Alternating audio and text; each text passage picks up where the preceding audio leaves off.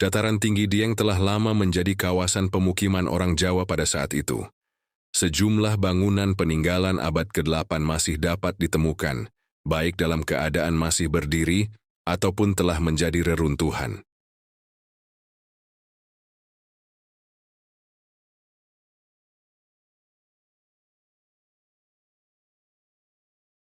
Di episode ini akan kita ulas tentang salah satu jejak candi dari ratusan candi yang pernah tercatat.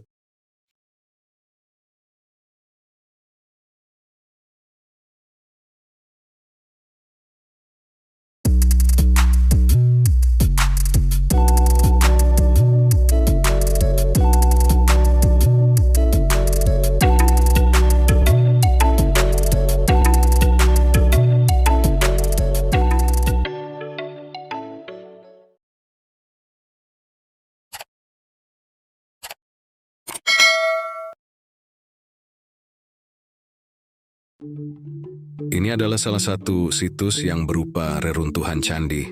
Lokasinya berada di lereng Gunung Pangonan, dekat dengan Bukit Reco Gede dan juga dekat dengan situs Kalibana.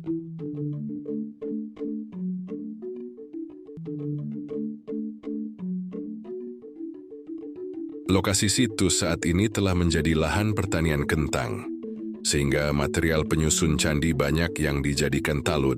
Lahan pertanian, anak tangga, sisanya tersebar di area pertanian.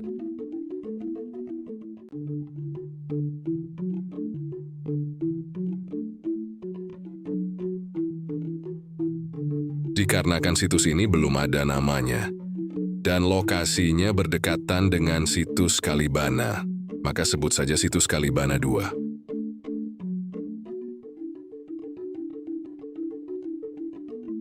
Selain komponen penyusun candi yang dijadikan talut lahan pertanian, yang terdiri dari balok batu, batu antefiks, kemuncak, komponen atap, dan lain-lain, setelah melakukan pengamatan temuan di sini cukup beragam dan berbeda corak, bisa disimpulkan situs ini merupakan kompleks percandian, namun ukuran bangunan tidak besar.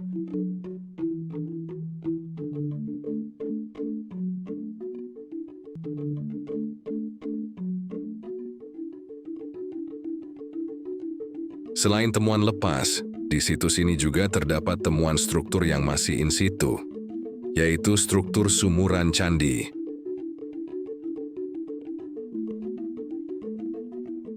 Biasanya pada candi Hindu, di bagian tengah kaki candi ada sumuran yang ditanami peripih.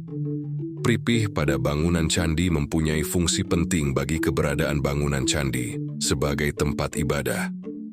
Peripih merupakan media bagi dewa merasukan zat inti kedewaannya.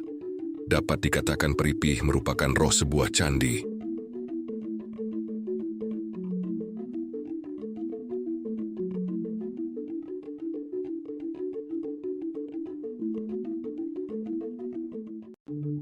Meskipun Dieng kaya akan peninggalan arkeologi, namun minim bukti tertulis atau prasasti, sehingga hanya perkiraan saja untuk menentukan usia bangunan.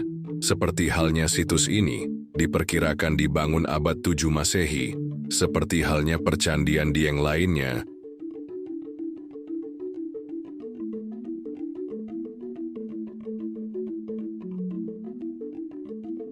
Sebagian besar candi-candi di Jawa, nama yang dilekatkan sekarang ini bukanlah nama asli dari candi itu dulu.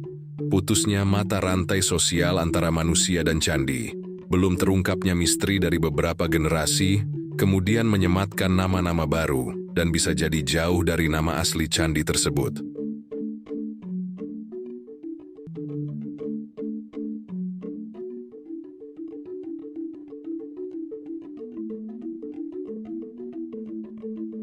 Jadi jika menelusuri rekam sejarah candi dengan patokan nama, namun tidak disertai bukti prasasti, bakal makin membingungkan.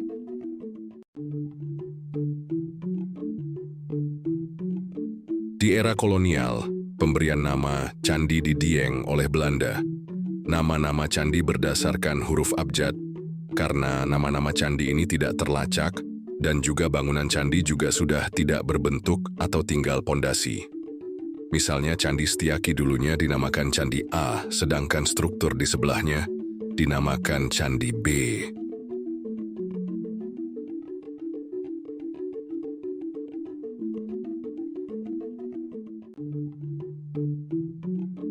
Setelah itu oleh warga lokal dinamakan dengan nama tokoh pewayangan.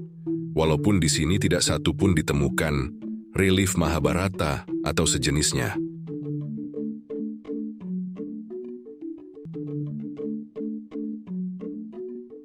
Kenapa rata-rata candi di Dieng runtuh dan hanya menyisakan 7 candi yang berhasil direkonstruksi?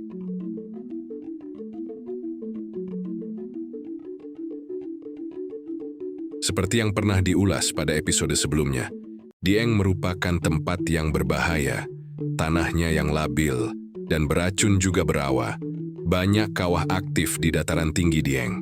Apabila candi itu tak terurus lama, kelamaan pasti akan runtuh. Ditambah lagi rata-rata candi-candi di Dieng menggunakan pondasi dangkal, sehingga perkuatan bangunan kurang.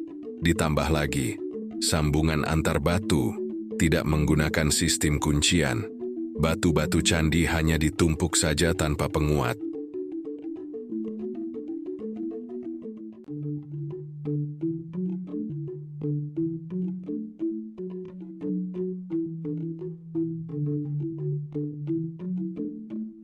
Setelah lama ditinggalkan, lalu Dieng menjadi dataran yang terisolasi.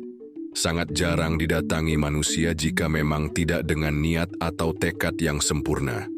Hal ini dikarenakan selain tempatnya di dataran tinggi, medan yang sulit, dataran ini juga menjadi rawa setelah lama ditinggalkan.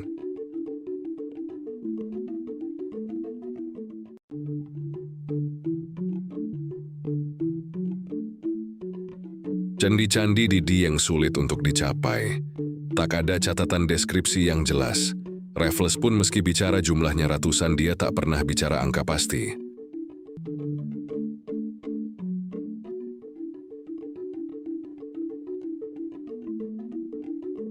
Ketika penjelajah kembali datang, mereka kesulitan menemukan candi yang sama yang dikunjungi sebelumnya. Penduduk lokal pun tak kalah bingung. Mereka menamai candi-candi sering tertukar.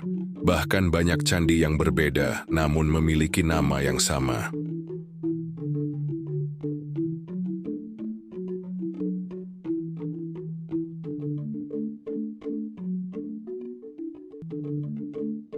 Namun keadaan berubah ketika Kinsbergen memulai karya besarnya. Ia menguras habis Danau Dieng dengan membangun terowongan yang dinamakan Gangsiran Aswatama dan hanya menyisakan telaga kecil bernama Bale Kambang. Candi yang dulu terendam air kini kembali terlihat. Ratusan bangunan kuna menampakkan wujudnya. Namun sayang, justru inilah petaka dimulai.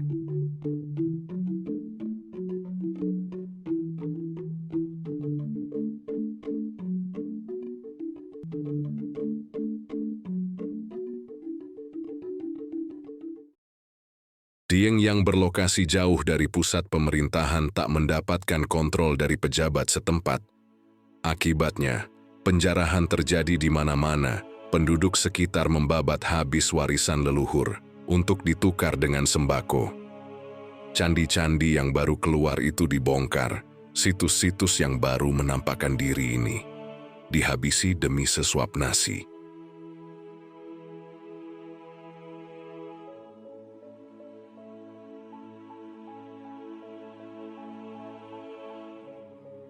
Batunya dicongkel paksa, situs yang masih in situ dipindahkan guna mengais isi sumuran.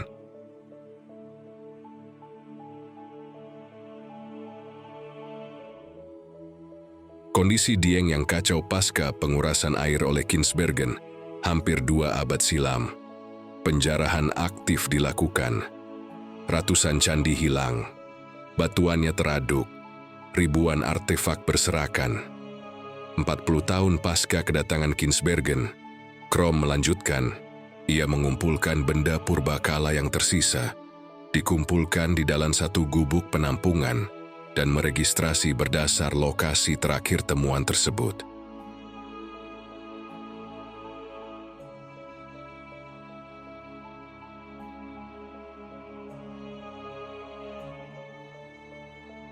Tantangan tak berhenti di situ. Meskipun sudah dikumpulkan dan diselamatkan harga benda purbakala, yang pada waktu itu cukup menggoda mata dan meruntuhkan iman si penjaga, hingga ia diberhentikan dan diberi hukuman sepantasnya. Yang lebih miris, pelakunya orang pribumi, orang kita sendiri, yang mengaku pewaris dan pemilik hak peninggalan nenek moyangnya.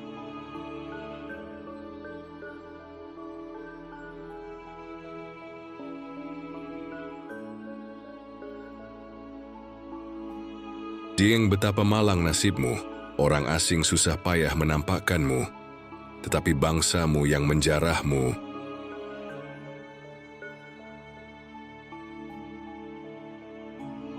Kini penanganan benda purbakala sudah jauh lebih maju, meskipun kadang masih banyak kekurangan dan diperlukan perbaikan. Dieng saat ini mulai berusaha kembali dibangkitkan, agar anak cucu kelak mempunyai penggambaran jika leluhurnya mempunyai peninggalan agung yang layak dibanggakan.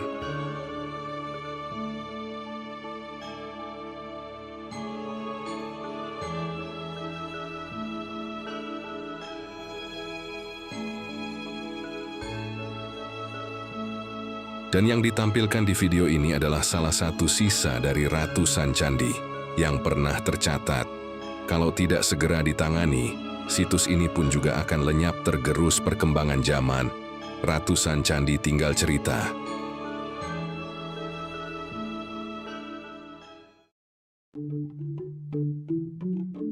Kesimpulannya, situs ini meskipun situs marginal dan hanya berupa reruntuhan candi, patut dilestarikan karena merupakan aset budaya yang berharga. Semoga informasi ini bermanfaat bagi masyarakat dalam memahami dan melestarikan warisan Nusantara.